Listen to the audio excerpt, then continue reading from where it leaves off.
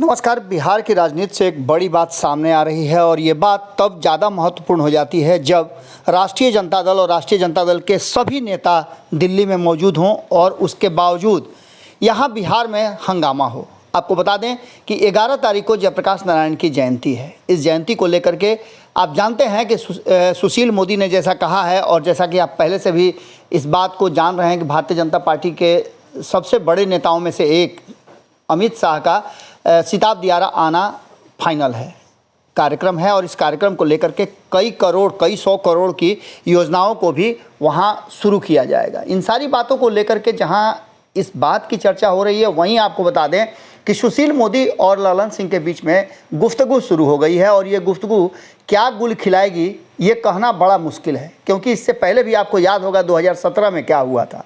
2017 में इसी तरह की बातें शुरू हुई थी और कहीं ना कहीं सीधे टारगेट हो गए थे तेजस्वी यादव, जिन्हें इस्तीफे की पेशकश कर दी गई थी और सरकार महागठबंधन की गिर गई थी। एक बार फिर से जिस तरह की बातें सामने आ रही हैं, हालांकि तेजस्वी यादव भरसक प्रयास कर रहे हैं कि नीतीश कुमार से संबंध बेहतर रखे जाएं, लेकिन सिर्फ नीतीश कुमार से बेहतर संबंध रखने से काम चलने वाला नहीं है। ललन सिंह को खुश करना पड़ेगा, उपेंद्र कुशवाहा को खुश करना पड़ेगा। जहां एक तरफ ललन सिंह लगातार ये कह रहे हैं कि सब कुछ ठीक ठाक है, वहीं ललन सिंह के एक बयान को जो पहले उन्होंने दिया था तेजस्वी यादव को लेकर के, और इसी बयान को अभी 2 दिन पहले ही प्रशांत किशोर ने रिपीट किया था कि 9वीं पास और 9वीं फेल की बात। इसी पुराने बयान को साझा करते हुए सुशील मोदी ने ये कोशिश किया है बताने का कि 9वीं फेल कहने वाले लोग आज उनके साथ हैं, और ऐसे लोगों को खुद कहा था ललन सिंह ने कि ऐसे लोगों को क्या पता है कि नौकरी होती क्या है। इसके बाद आपको बता दें कि सुशील मोदी का एक बयान है जिसको लेकर के ललन सिंह ने साझा किया है और साफ तरीके से वो ये कहना चाह रहे हैं कि जयप्रकाश नारायण को लेकर के जो भी बातें कह रहे हैं भारतीय जनता पार्टी के लोग और नीतीश कुमार को लेकर के, वो गलत बयानी कर रहे हैं।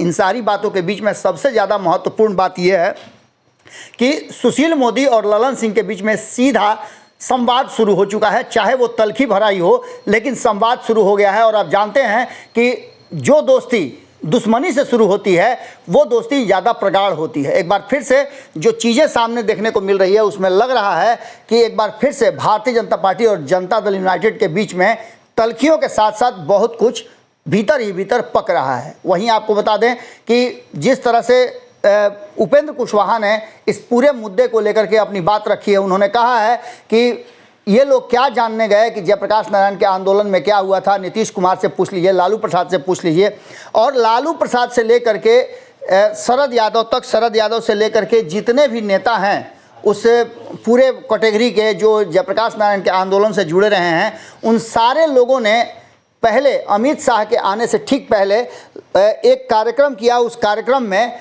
आपको याद होगा कि उनकी पुण्यतिथि पर नीतीश कुमार भी सिताब दियारा गए थे और उन्होंने कई योजनाओं का श्री गणेश किया।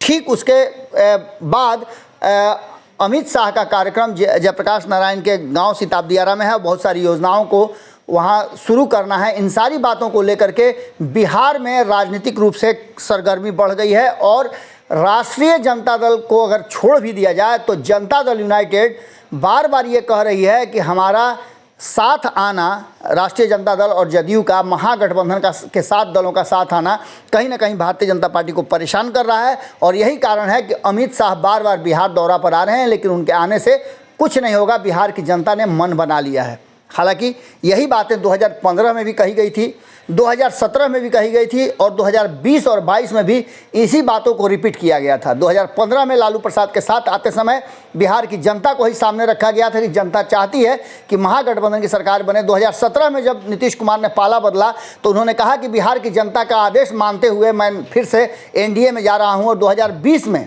एक बार फिर से जब चुनाव जीते तब भी बिहार की जनता का आदेश था, और 2022 में जब पलटी मार गए तब भी उन्होंने कहा कि बिहार की जनता के इशारे पर, बिहार की जनता की इच्छा पर हम पाला बदल रहे हैं। अब देखने वाली बात होगी कि जिस तरह से ललन सिंह और सुशील मोदी के बीच में संवाद शुरू हुआ है, उस संवाद का क्या असर होता है।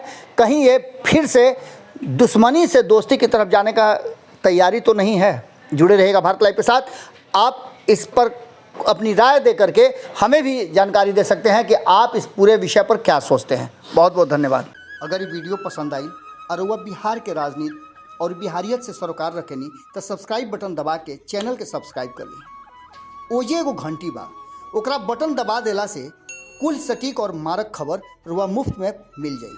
अगर रुआ पत्रकारिता के हमनी के नया प्रयोग में सहयोग कर चाहतानी तो ज्वाइन बटन दबा दी। पेटीएम नंबर नोट कर ली 938681